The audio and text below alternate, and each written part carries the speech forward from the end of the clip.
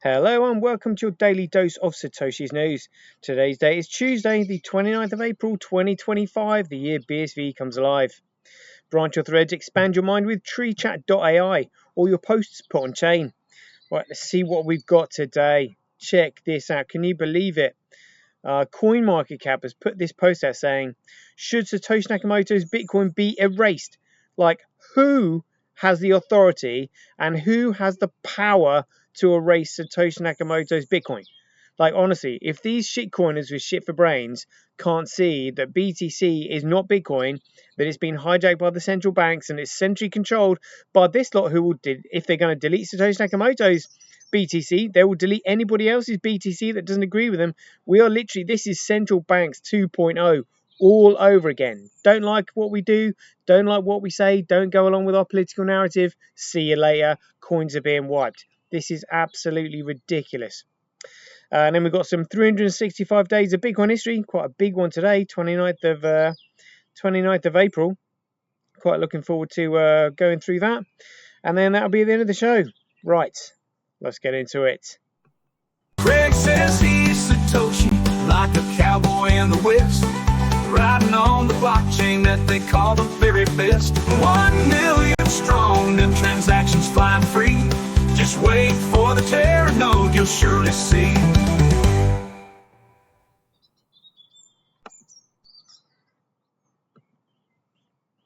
All right, here we go, rock and roll. Check it out. So let's read through this article. It's on CoinMarketCap. It says, CoinMarketCap, read what our contributors have to say. This content is provided by the community. Do your own research. All right, so let's see what this is all about then. Should Satoshi Nakamoto's Bitcoin be erased? Absolutely effing no way. This is ridiculous. Ridiculous. Why would they even suggest such a thing? Even the shitcoiners with shit for brains, surely they'd be going, no? What are you talking about, really? So, table of contents. In brief, Bitcoin and the quantum threat, the dilemma, what a load of crap that'll be, the incentive, at the heart of Bitcoin cryptography, how long? All right then. Let's see what goes on then. The quantum computer will pose a big dilemma. What to do with Satoshi Nakamoto's Bitcoin and other millions of lost BTC? What to do? Well, Satoshi Nakamoto hasn't lost them. They're still there. They're still in there, like in the Genesis block. You know, well, not necessarily in the Genesis block, but I mean, yeah, the block reward every 50 Bitcoins per block when it was first created. So, in brief, as in like too long didn't read, this is a GregCoin developer, Gostin Cruz, proposes, that's a Bitcoin or GregCoin improvement proposal, to make GregCoin resistant to the quantum threat. That is absolute load of crap. There is no quantum threat, no nothing. This is all absolute bullshit. What to do with Satoshi Nakamoto's GregCoin and millions of others lost coins? Well, that's none of your business. At the heart of Bitcoin's cryptography mechanics, how long will it take to migrate all BTC to addresses resistant to a quantum attack? What a load of absolute shite. And what controlling third party has the right and the ability to do that? It's just such a load of shit, honestly. These shit coiners with shit for brains. My God, if they can't, well, I mean, we know they won't be able to see it anyway because they're just so effing dumb. My goodness me. So, GregCoin and the quantum threat. GregCoin developer Augustin Cruz proposes a hard fork that would force everyone to transfer their GregCoin to addresses resistant to quantum attacks. What a load of crap. What a load of utter crap that is.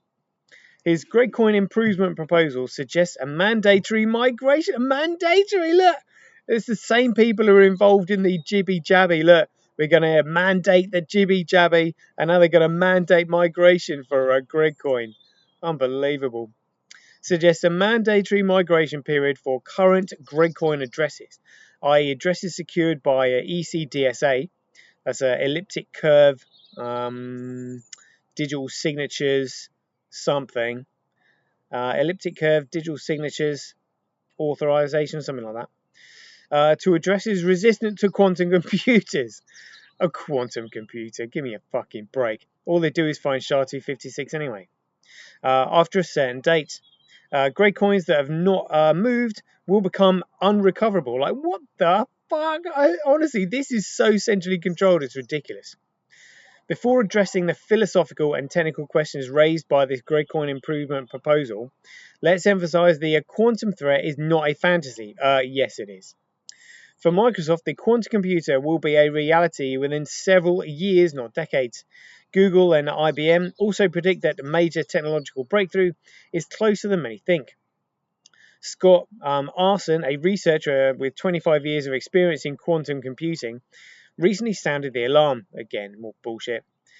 Quote here, he said, I had until now been used to saying that we might eventually consider the necessity to migrate from elliptic curve cryptography to cryptographic systems plausibly resistant to a quantum attack.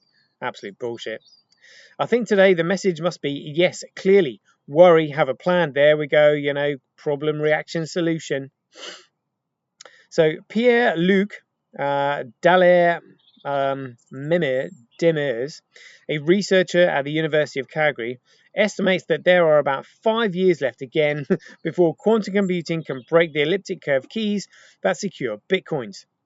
Again, it's the same group of people that have been going on about climate change. Oh, the oceans are going to be drowning everybody in like 10 years. Oh no, another 10 years. Oh, another 10 years. Oh, 20 years. 5 years if we don't do anything now. It's literally just absolute BS. This is therefore time to revive the debate. No, it's not.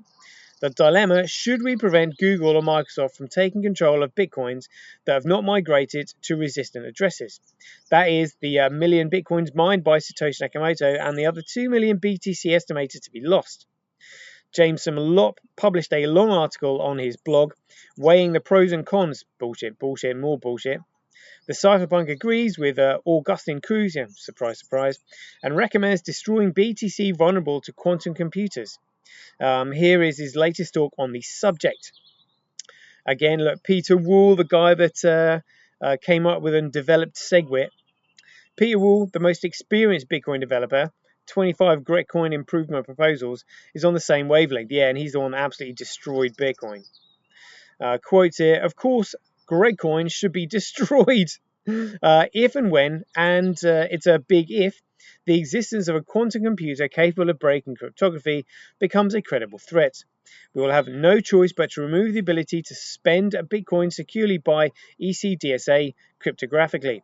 Otherwise, millions of BTC become vulnerable to theft. Oh, that's right, yeah. They become vulnerable to theft if you don't hand them all over to a centralized system that we control.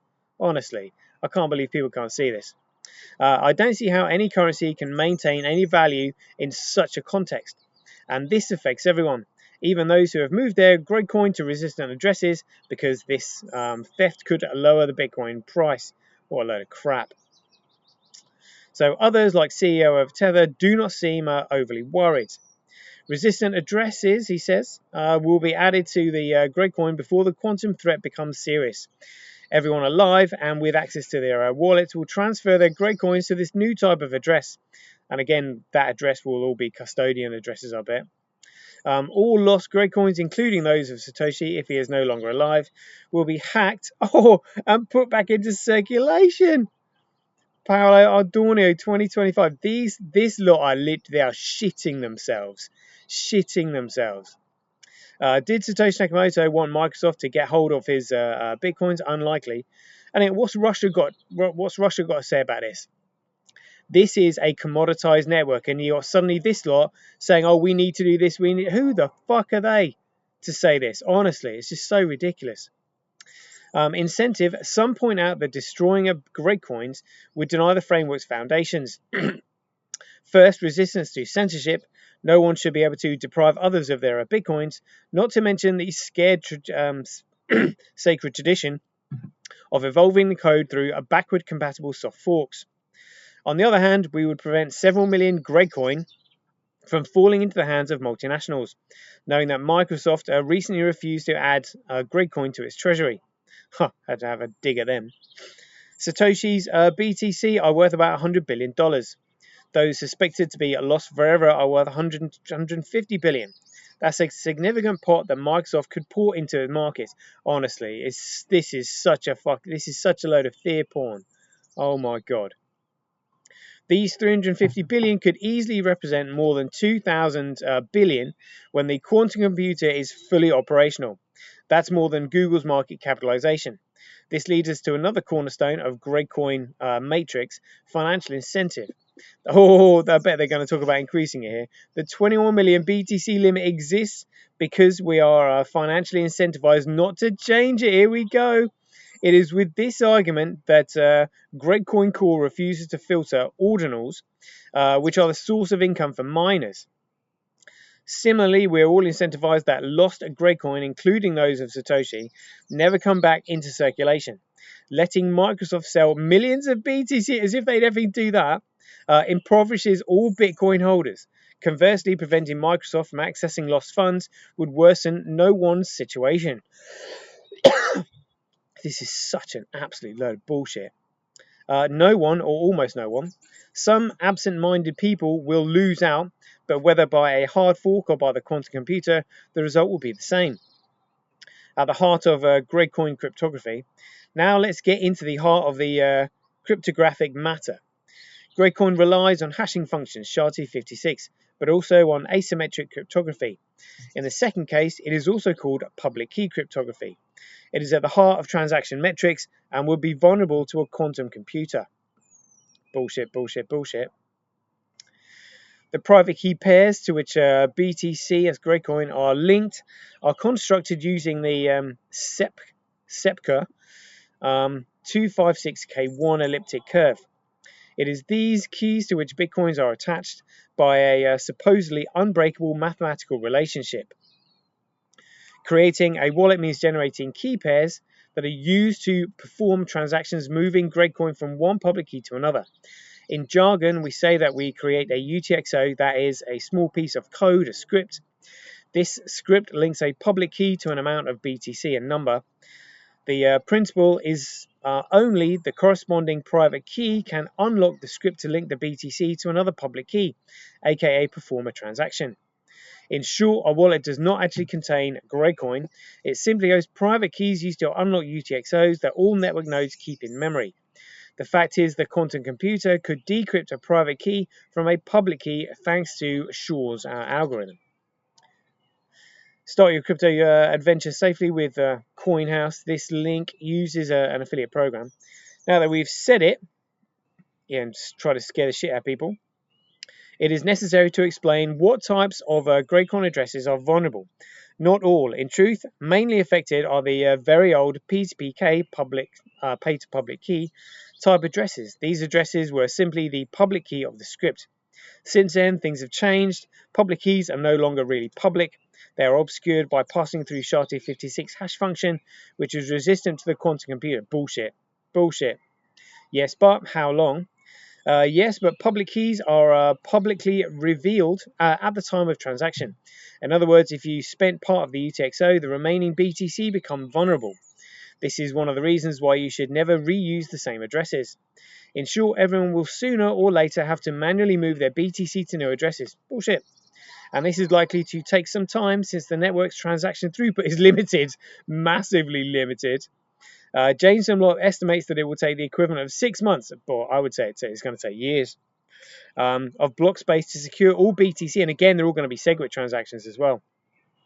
Or even 1 month if we exclude microscopic UTXOs, dust. Well, BTC can't handle dust transactions anyway, it costs too much. Of course, this is the ideal scenario. The process will surely take longer, if only due to rising transaction fees that will encourage some to postpone the deadline. All things considered, a migration period of 4 years, there we go, that's more like it, seems necessary. After that, BTC still associated with old addresses will be lost forever. In summary, if the moral dilemma posed by violating one of Bitcoin's inviolable properties is troubling, game theory and financial incentives suggest that the choice will be made to forbid powers with quantum supremacy for claiming lost BTC. The debate is likely to be fascinating. Don't miss our other article on the subject. I mean, even shitcoiners, they'll just go along with anything because they've got no critical thinking skills whatsoever. On just absolute fear porn. Utter BS. Utter BS is what that is. Good grief. Right, 29th of April. Check this out. Here we go. On some 365 days of Bitcoin history. Whoa, here we go. On the 29th of April, 1971, Memorandum FCO, that's Foreign Commonwealth Office, 30/1048 was drafted. It was drafted. And that outlined how sovereignty would be surrendered, treason committed, the monarch deposed. When Britain joined the European Economic Community. Look at that, 29th of April 1971. Look at that. And bring that up. There we go. I realise that we do not want to falsify. Is that falsify the sovereignty issue, or give our future community partners the idea that we are frightened to commit ourselves in this respect. Is that but? You will also be aware of the conservative group for Europe's wish to play down this issue as far as the possible and reassure those people in Parliament and in the country who get emotional about loss of sovereignty. Look, loss of sovereignty. It is high treason to give even an atom away of sovereignty. Sovereignty. They've got no right to do that whatsoever. But that's what happened, and that's the situation we're in. Why everything's so corrupt. You know, they're taking over. They're hiding behind corporate veils, is what they're doing. But Bitcoin will bring them out from that. It's the only hope we've got. On the 29th of April 2003, archaeologists in Iraq were reportedly of the belief that they may have discovered the lost tomb of Gilgamesh, ruler of the ancient Sumerian city of Uruk, and subject of the oldest recorded story in history. Yeah, the Epic of Gilgamesh. I think that was Fassbender who found that. And then literally, I think it was in like a couple of months, the US had invaded Iraq, excavated the tomb, and confiscated everything. It's the first thing they did when they got there. You know, the tombs of the Nephilim as well and all that. Amazing. On the 29th of April 2014, Yelp now shows if a business accepts Bitcoin. That was 2014, so it was genuine Bitcoin back then. 29th of April 2021, Chia crypto mining spurs 5,000% jump in A-Data SSD sales warning from Galaxy. Again, that was to do with mining. 29th of April 2011, there was just a few posts here from Bitcoin Talk. And check it out. So, as in like the anniversary tomorrow, 30th of April 2021, Anthony Pompilano posted out, he said, never underestimate a founder who just won't quit. Yeah. Doesn't even realise that he's referring to Craig there. Brilliant. Right, there we go. That is an 18-minute show. We'll leave it there. Hope you enjoyed it. So, as ever, if you enjoyed these updates, please ding your donations for your appreciation to either Satoshi at Semi.com, Handcash.io, Rockwallet.me, Simply.cash, Relasia.com, or Senti.ch. We'll leave it there. Hope you enjoyed it. As ever, be aware, take care, stay safe out there, and we'll see you in the next one. The king still has one more move.